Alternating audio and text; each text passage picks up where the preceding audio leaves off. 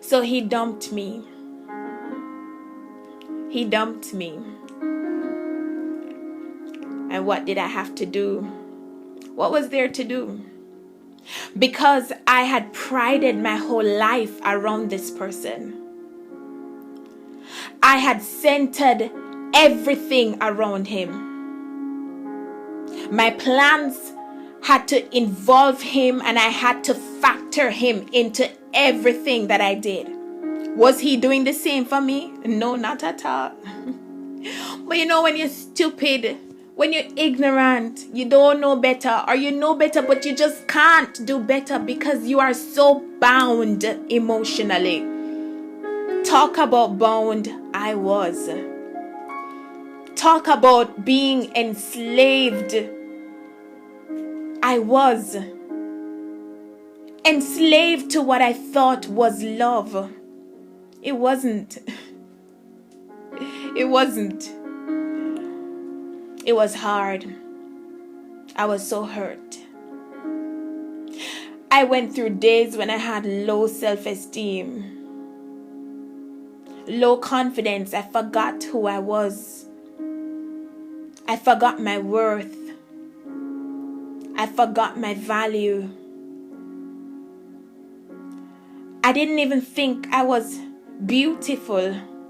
I went through days when I felt like a total mess.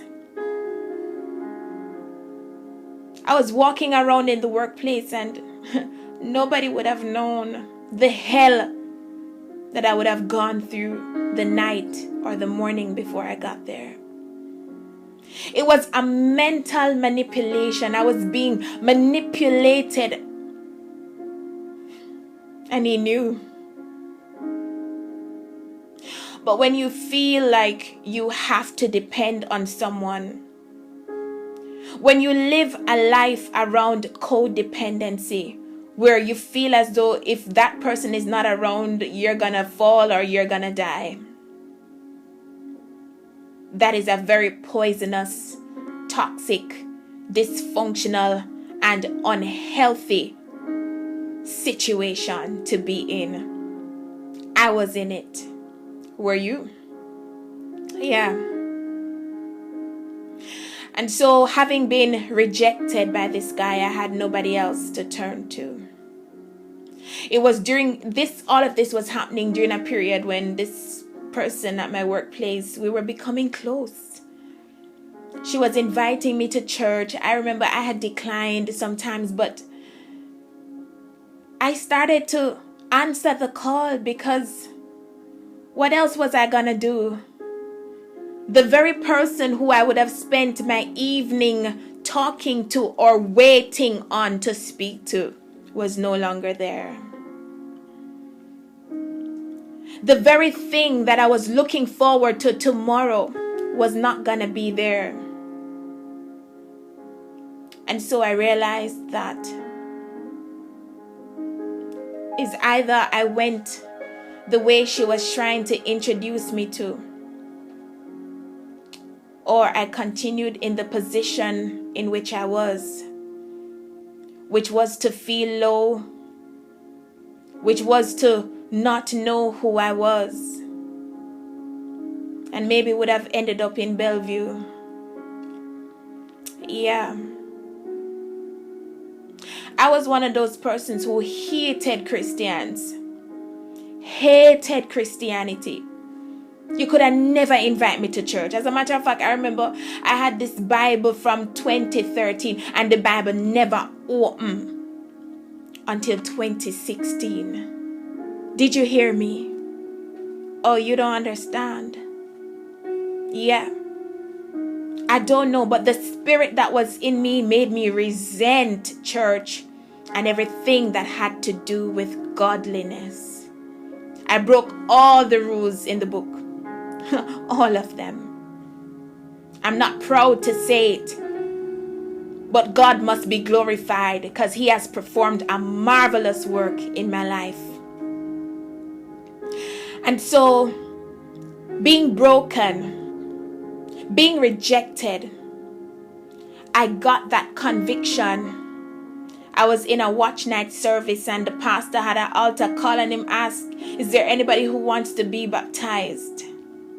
I saw people going up, one-on-one, and I sat there and I was cringing because something was telling me that I need to go, but I just kept on forcing it and holding it. I was quenching it, and I looked around, and one of the time when I was uneasy, I didn't even realize that my friend recognized, and she said, what are you waiting on?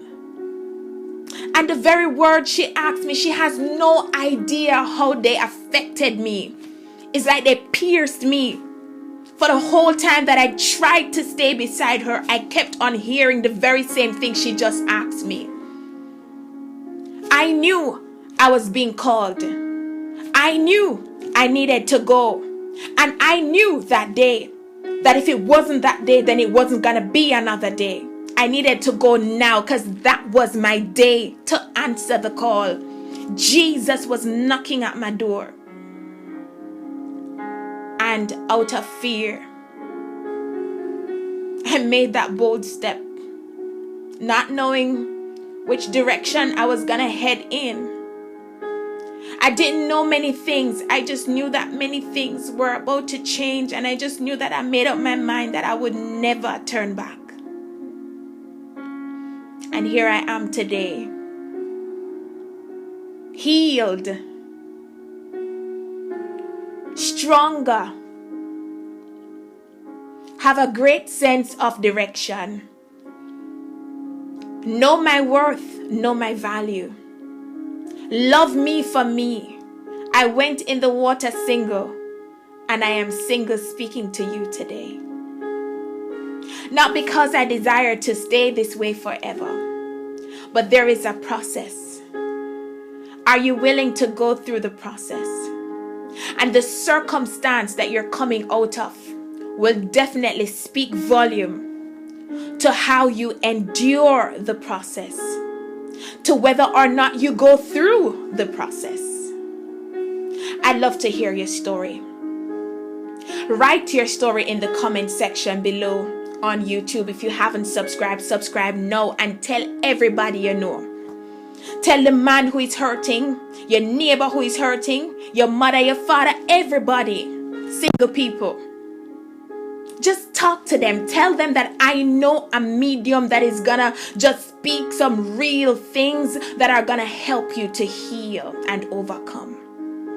And so if you haven't liked the Facebook page yet, go to Singles Therapy. That's SINGLES with an apostrophe therapy. Also follow the page on Instagram. That's Singles Therapy 2018. If you want to tell me your story, but you think it is just too much to write it in the comment section, please feel free to write me an email by going to iveseenjesus.com. That's IVESEENJESUS.com. Go to the contact section and write me by using the contact form, and I will get the email and I'll definitely respond to you. Plus, if you have a question that you'd love for me to answer as it relates to your life as a single individual, I'm gonna answer it, and I'd love to see it. So please spread the word.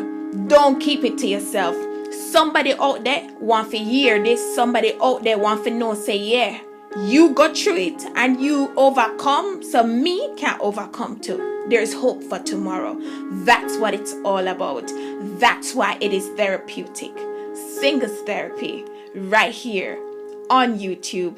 I'm Shadeen, aka Shadeen Anglin. Bless you.